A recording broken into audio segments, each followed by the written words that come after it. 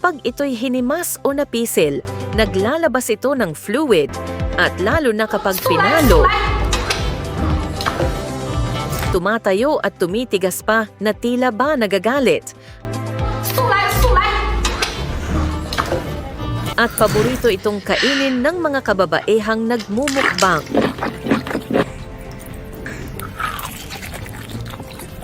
Sa unang tingin siguro ay parang ibang may isip natin para kasi itong, alam nyo na.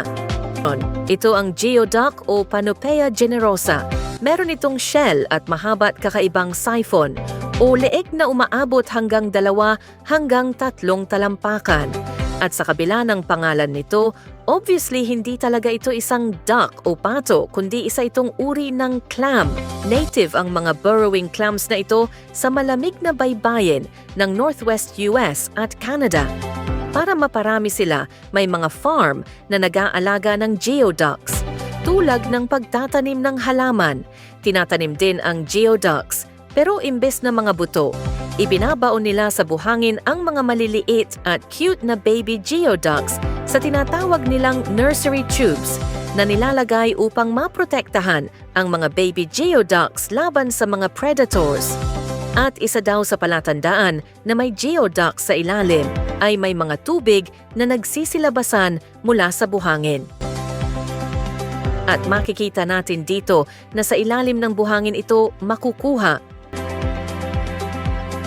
Kapag panahon ng anihin ang mga geoducks, gumagamit sila ng low-velocity sea pump na siyang maingat na nagpapalambot sa buhangin at mas madali na lang nila itong nakukuha. Naiiwasan din nitong ma-injured ang mga geoducks na siyang ring nakakaapekto sa kalidad ng mga ito. Pagkatapos makuha, dinadala ito sa processing facility ng geoducks. Tinitimbang at sinusort ang mga ito. Binibenta ito ng buhay pa kaya't mabilis dapat ang pag-transport nito upang mapanatili at masigurong fresh na mai-deliver. Dinadala ito sa mga local o high-end na mga restaurant. Karaniwang niluluto ito sa kumukulong tubig at isinasubmerge sa malamig na tubig upang madaling mapil.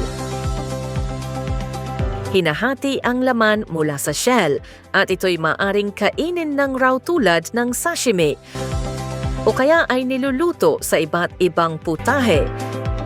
Sabi ng mga nakatikim na nito, medyo matamis daw ang raw geoduck at bahagyang maalat rin tulad ng tahong at talaba.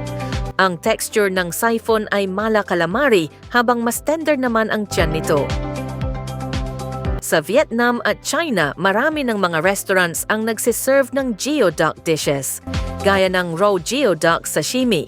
Napakatagal mamatay ng hayop na ito.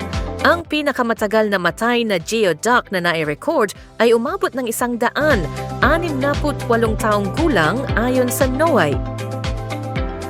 Tumatayo at tumitigas pa na tila ba nagagalit.